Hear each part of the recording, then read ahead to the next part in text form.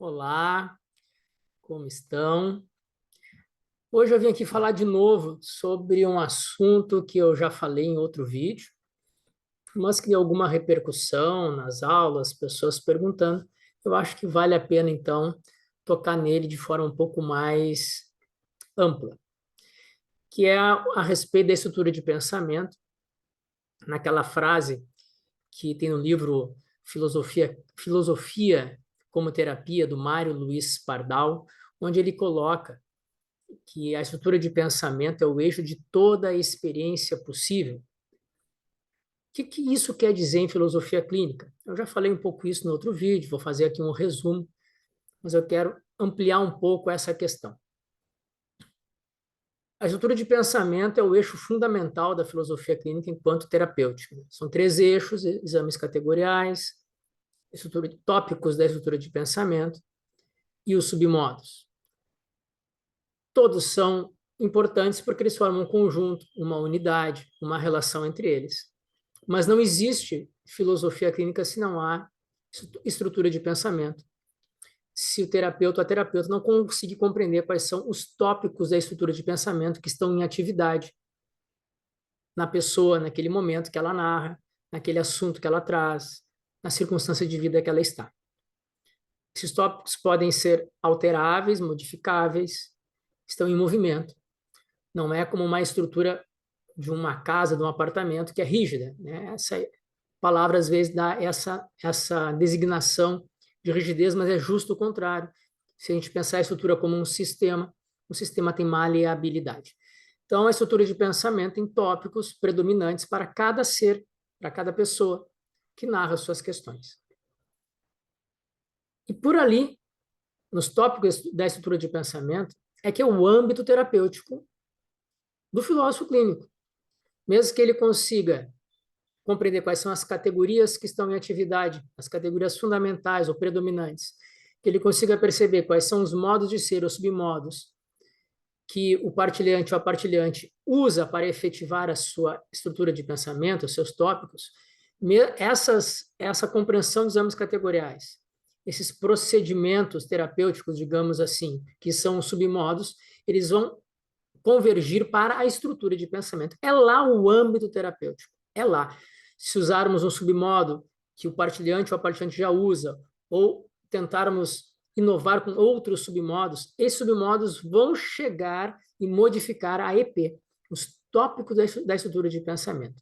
A modificação dos tópicos da estrutura de pensamento, sua ressignificação ou suas relações entre tópicos, vão ou podem modificar os modos de ser na qual essa pessoa vivencia o seu mundo, a sua realidade, a sua existência.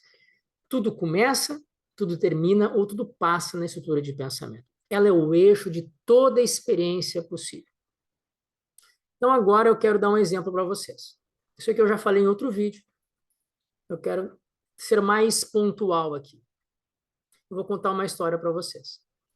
Eu atendi numa geriatria, onde tinha uma senhora cadeirante, 90 anos, mais de 90 anos, e quando eu cheguei lá, fazia a terapia de grupo com eles, depois eu conversava com algumas que queriam no seu quarto, ou separado mesmo, na sala de estar, ali onde fosse, no pátio, no jardim, e essa senhora sempre queria conversar comigo e só reclamava.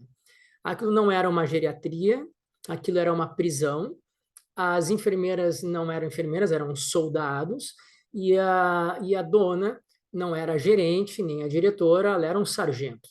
Aquilo era uma prisão, aquilo era horrível, era um lugar que ela queria fugir, mas não podia. Ela sofria diariamente, semanalmente, de estar naquele lugar. Numa desses encontros que eu fui, estava a filha dela. E ela se apresentou, disse que a mãe dela havia falado que tinha um rapaz conversando com elas, que ela conversava comigo, e eu fui conversar um pouco com a filha, saber um pouco mais da historicidade, né, dessa senhora através da filha, e a filha começou a contar e mostrou algumas fotos no celular mesmo, das grandes obras, pinturas, tinta a óleo, né, que essa senhora tinha feito. Coisas maravilhosas, pinturas de natureza morta, de frutas de árvores, de paisagens, uma mais maravilhosa que a outra. Ela tinha feito vernissagem, tinha feito exposições em museu de Porto Alegre, no interior do Rio Grande do Sul. Era impressionante. Nossa, mas né, nunca surgiu no assunto, porque o assunto que a senhora trazia era sempre aquele sofrimento do lugar e do significado daquele lugar, das pessoas que tinha para ela. E eu fiquei aquilo impressionado e resolvi propor algumas ações, né? E se a filha estivesse em conformidade e a diretora da casa. Disse, olha, eu posso trazer aqui, então, fazer uma tarde de artes. Eu tenho uns amigos, amigas que fazem arte e que podem ali, né, tentar incentivar, fazer um agendamento, como a gente diz, enraizar nessa questão da arte, quem sabe despertar nela uma outra perspectiva, relembrar as questões da arte, né? A filha aceitou, a diretora aceitou, e numa das tardes eu levei uma amiga que fazia artes de colagem, papel faz até hoje, fantástico. No outro dia eu levei uma outra pessoa que fazia desenhos, e essa senhora, quando viu, ela só reclamou, aquilo não era arte, porque arte mesmo é óleo em tela, porque aquilo era uma porcaria, ela só reclamou, não adiantou, teoricamente não adiantou nada essas ações para que ela acessasse na sua estrutura de pensamento um outro lugar existencial que lembrasse, né, desviasse um pouco daquele lugar e ela enraizasse seu pensamento num lugar mais agradável e pudesse buscar ali algumas alternativas. Não adiantou de nada, vi duas pessoas, ela só reclamou. Eu resolvi perguntar para ela, né, o que que a senhora acha de desenho em papel, de desenho com lápis, grafites, né? De desenho, isso não é arte, isso é uma porcaria, porque arte mesmo é óleo em tela. E aí um dia eu disse assim, mas olha só, tem o meu filho ele desenha, ele faz grafite, né? Desenhos, né? Pede autorizações, é convidado para fazer desenhos em muros de entidades e tudo mais. E ele está aprendendo a desenhar no papel, mas ele ainda está com muita dificuldade. A senhora podia fazer um desenho para eu mostrar para ele como é que se faz. Ela meio relutantemente aceitou. Ah, se é para o seu filho, eu faço. Ó, funcionou alguma coisa. Aí ela fez um desenho maravilhoso. Eu agradeci muito e saí com aquele desenho aquele dia. Na outra semana, eu voltei e estava me esperando na porta a filha dela. Fernando, quero lhe mostrar uma coisa. Me levou até o quarto dela, elas já estavam na sala me esperando, na cadeira de roda, e a filha me levou até o quarto da senhora e me mostrou o bloco, um bloco branco de desenho, todo desenhado com cores, a lápis. Naquela semana, a senhora deslanchou a desenho. E os desenhos maravilhosos. E aí depois fizemos o grupo, ela não reclamou, depois eu fui conversar com ela, e ela me levou ao quarto dela, sem saber que a filha já tinha me mostrado, e me mostrou os blocos. E estava outra pessoa. Aquele lugar deixou de ser uma prisão. As enfermeiras deixaram de ser soldados. A diretora deixou de ser um sargento. Aquele lugar, da noite para o dia, entre aspas, mudou completamente para ela. Ela se sentia feliz, aliviada, alegre de poder estar desenhando. O que mudou aí? Essa é aquela frase, não mudou nada, mas mudou tudo. O que quer dizer essa frase para nós em filosofia clínica? Não mudou nada, mas mudou tudo. Na vida exterior, digamos assim, nas coisas sensoriais, não mudou nada. Ela continuava na mesma geriatria, com as mesmas pessoas, na mesma cadeira de roda, no mesmo lugar, com a mesma rotina. Não mudou nada.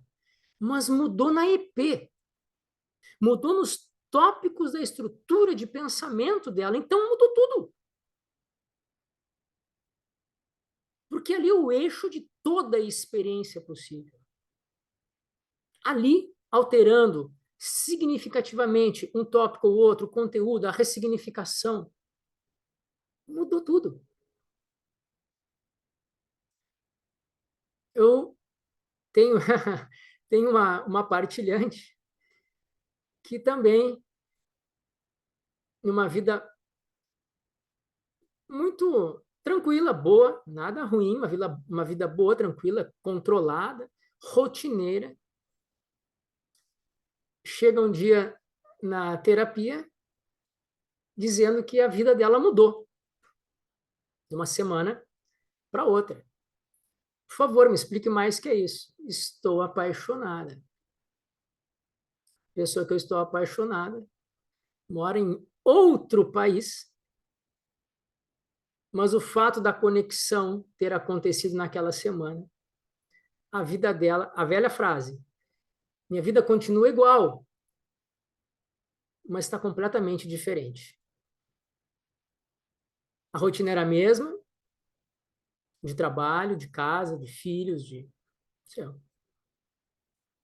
Mas algo mudou aonde? No eixo de toda a experiência possível. Na estrutura de pensamento, seja o tópico emoções, um outro tipo de tópico que acha de si mesmo. O mundo ficou mais leve. Como assim mais leve? O que mudou? Você saiu do emprego, está trabalhando menos, os problemas foram resolvidos. Não, não mudou nada nesse sentido, mas mudou tudo. E tem o contrário disso, né? A gente percebe também que, às vezes, as pessoas tentam fazer mudanças externas, mudar comportamentos, mudar hábitos, mudar modos de ser, ou pela força da circunstância que tem que fazer diferente naquele momento, ou porque acha que tem que começar a fazer diferente e começa a fazer. E quem olha de fora essa pessoa, nossa, a pessoa mudou tudo, essa pessoa agora, olha só, é outra pessoa, está fazendo tudo diferente.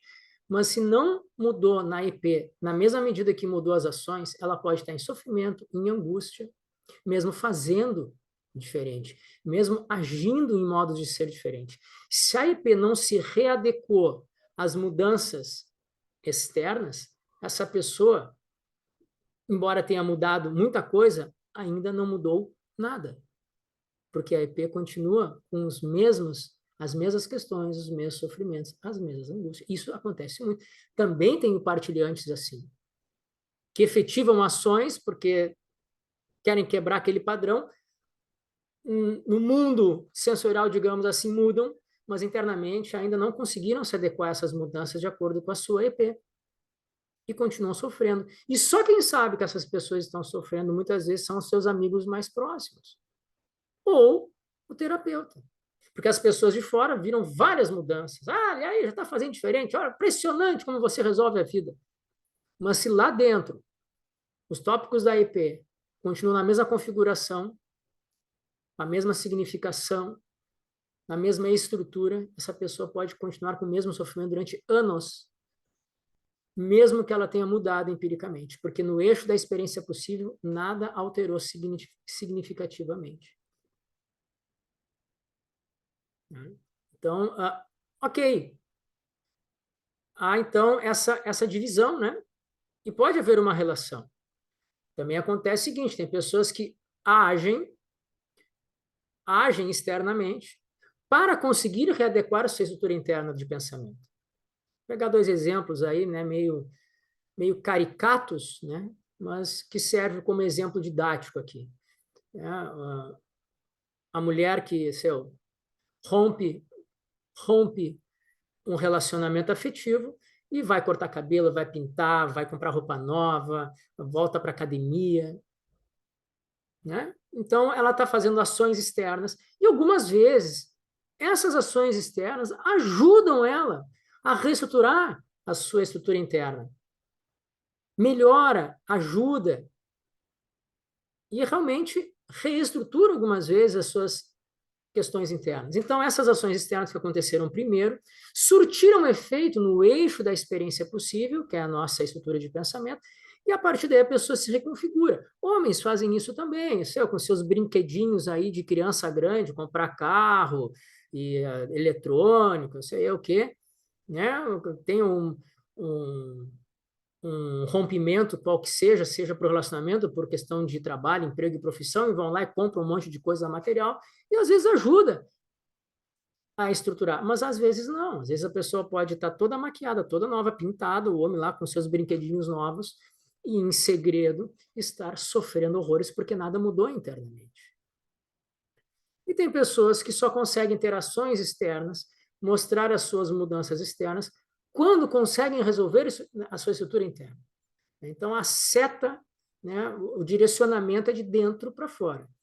Só vou agir diferente quando eu compreender a mim mesmo, quando tiver um certo autoconhecimento, uma certa reflexão sobre si, sobre a questão. Pessoas que podem ficar, como é que se dizem, na fossa, né? Por algum tempo, e depois que estruturam seus pensamentos, conseguem agir diferente e mostram nas suas ações o espelho, é o espelho da sua reorganização interna. Okay? Obviamente que não há receita, obviamente que não há uma maneira certa, errada, normal, anormal, de efetivar as mudanças internas, né, na estrutura de pensamento. Mas nós, enquanto terapeutas da filosofia aqui, temos que ter em conta os tópicos predominantes da estrutura de pensamento, que são os tópicos que estão gerando, se for o caso, o sofrimento, a angústia, e é lá, no eixo da experiência possível, que essa modificação tópica tem que ser alterada pelo próprio partilhante, através dos seus próprios submodos, ou dos submodos indicados, muitas vezes, na construção compartilhada pelo terapeuta. Mas é lá na estrutura de pensamento onde as mudanças, fundamentalmente, de vida, de posturas, de modo de ser, vão acontecer. Então, já ouvi muitas vezes essas frases. Nada mudou, mas tudo está diferente. Ou mudei muito, mas continuo o mesmo. Essas frases, elas nos mostram claramente a divisão, embora tenha uma relação, a divisão fundamental entre estrutura de pensamento e modos de ser, ou os submodos. Obviamente que na filosofia clínica há uma relação intrínseca entre submodos, estrutura de pensamento e exames categoriais. Mas sem a estrutura de pensamento, não há filosofia. Há coaching. Vai lá e faz um comportamento diferente lá. Vai lá. Começa a correr todos os dias e diz para você mesmo: eu sou assim, eu sou assado, eu consigo, eu sou invencível.